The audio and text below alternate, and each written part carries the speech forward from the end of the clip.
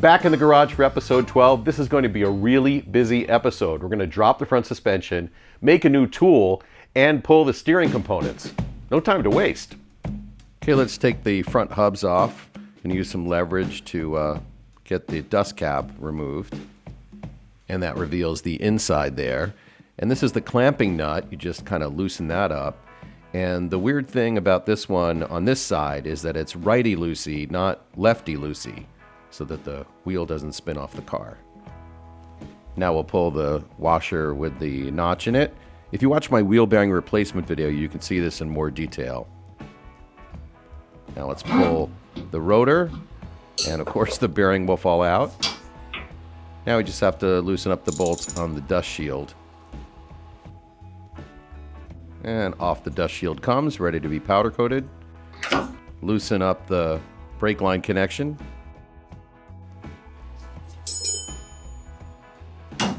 And now we just have to get the clip out, using a screwdriver to just kind of push it up. Now here's the anatomy of the front end here. That's the spindle.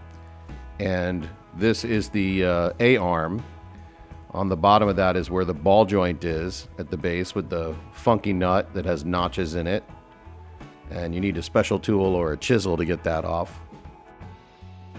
This is the adjuster, which controls the height of the front end of the car.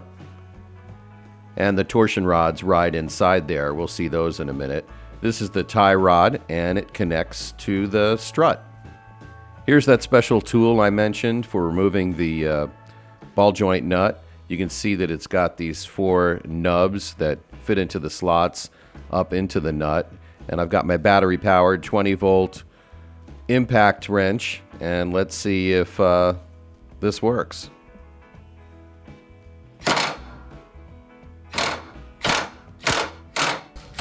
Wow.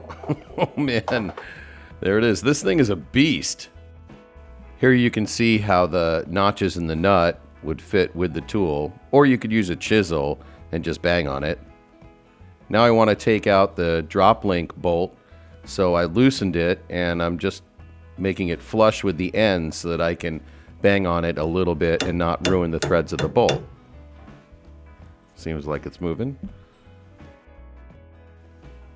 And next we're going to take off the nut that holds the shock to the ball joint and the A-arm, connecting it all together. So take my 13 millimeter.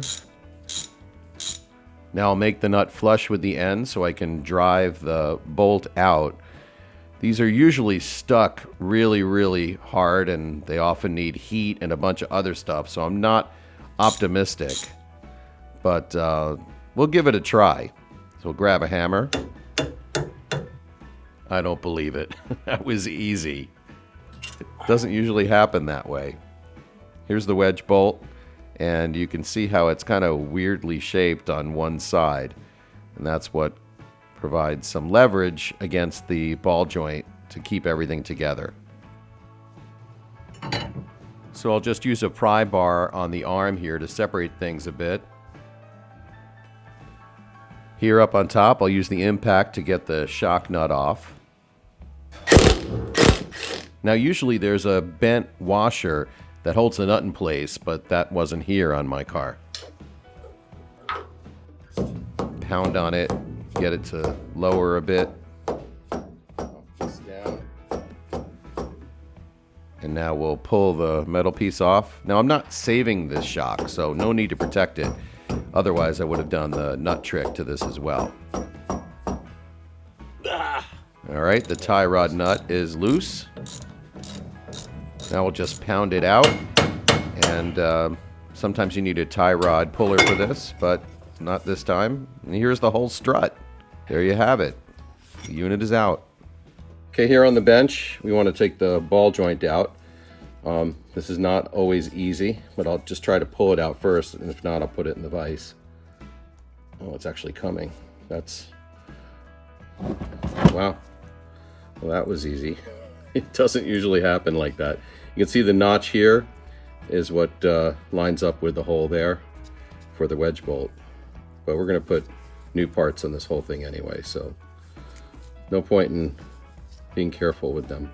So this is the gland nut on top of the strut here that holds the shock in, and we need to get that out. There is a tool for doing this, but again, I'm not worried about preserving this. Now let's take off the belly pan and remove the A-arms. To get the belly pan off, there are 4 bolts. There's one on each side here, and then ones that face this way, kind of perpendicular to the ground. And these bolts here are a weird size. They're 14 millimeters.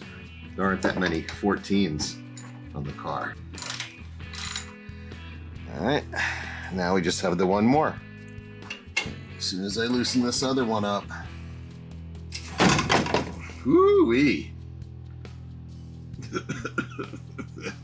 Now we'll take out the adjusting bolt here, and this is another weird size. It's an 11 millimeter. Bigger ratchet. Should make it a little easier. A little bit more leverage. All right. So now the adjuster will come out. And the torsion bar. Here's where we get to see what kind of condition this is in. Well, let's look. I don't see any rubbing. That's good. I'll put a link to my other video so you can see what it looks like when there's marks on this. And these are keyed right and left. You can see this says L. Now I'll take this carrier bolt down. Here's the front of the A-arm, and there are 2 bolts which hold the carrier and the arm to the car. And we'll just take those off. They're 17 millimeter. This is a cap here that's held on by a hex bolt in that hole. So it's a number 8, and I'll just try to break it free. Gotta get the cap off to be able to get the arm out. Alright. Since the car is up on a lift, I really don't want to manhandle this much. You can see that the carrier is moving out. Okay. All went well with the left side, but getting the cap off the right side, a bit of a challenge. Alright, let's see if I can get this cap off.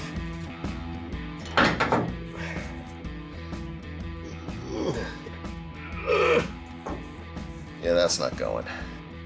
Well, I can't get that cover off, and I need more leverage than I can get from just the T-handle, so I'm going to take one of these disposable, practically free Harbor Freight Allen X key sets and pull the 8 out, and now I'm going to cut the curved part off, and it fits perfectly in this 5/16 socket, so I'll be able to even get a breaker bar in it if I want.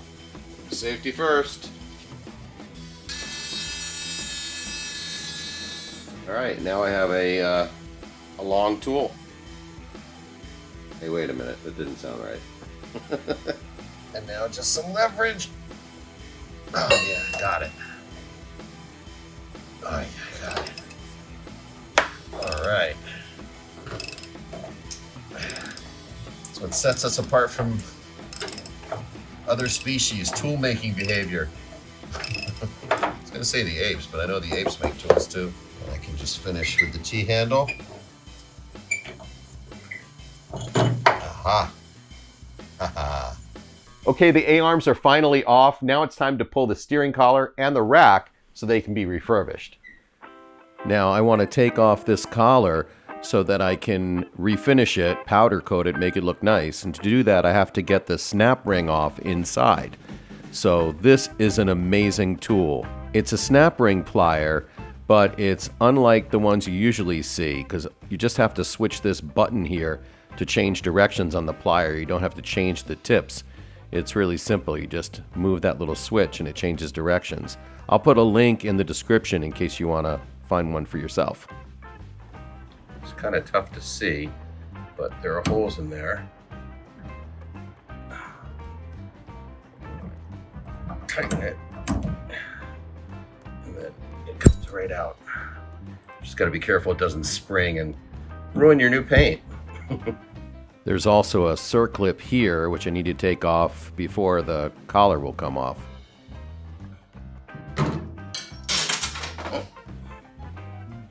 That's it.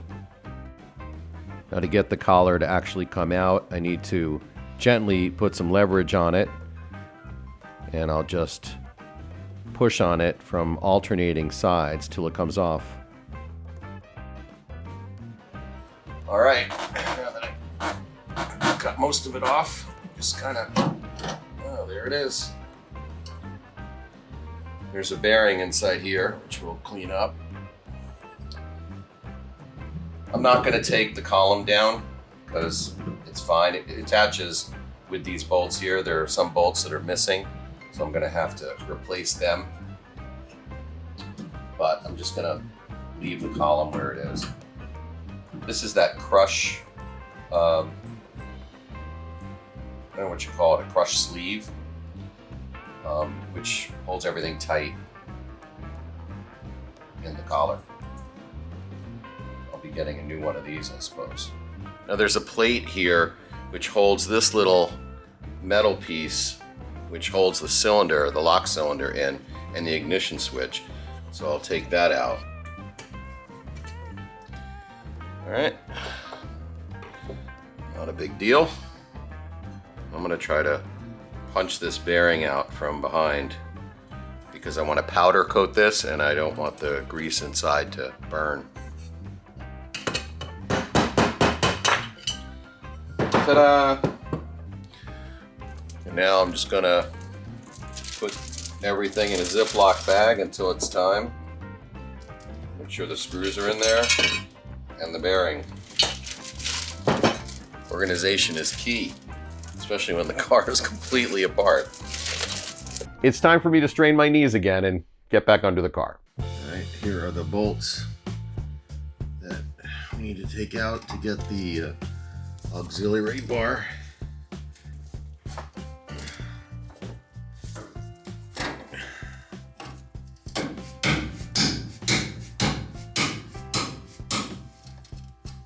Alright. Broke it free. Alright.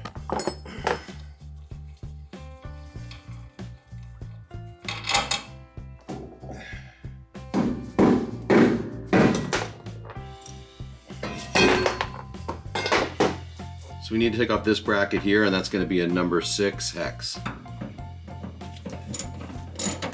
It's not tight at all. But this car wasn't on the road, so I'm not really surprised.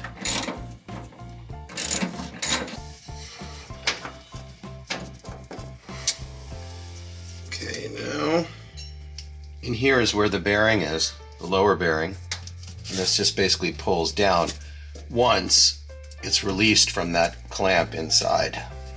We need to uncouple the lower steering shaft, which is this bolt right here. So that's a 14 millimeter on this side, and strangely a 13 here, but that just could be this car. You leave everything on the upper shaft alone. I'm going to take this slot here. We need to put this long screwdriver, pry bar, or something like that. Put that in here, and then hold the steering wheel. It's a little bit like a twister. Hold the steering wheel against an opposition and lever it so that you can create some space for the shaft to drop down below. So this is really a two-man job. Somebody's got to be beneath pulling on the rack while somebody's up here pushing on this. I've done this job before and it's dusty, so I'm wearing a mask. And these. Slave to fashion. Okay, ready? I'm just wiggling it back and forth. You're gonna try to pry it open. As far as I can? Yep. Alright, go down. Now? Yep. Alright.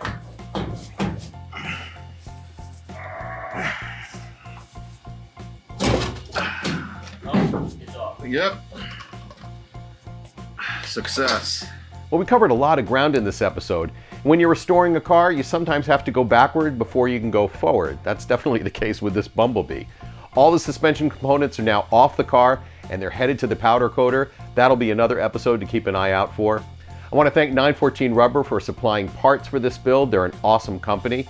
And if you haven't subscribed, please do. If I see that you're subscribing, it kind of encourages me to make more episodes and not just drop the camera and finish my car and get it on the road a few months sooner.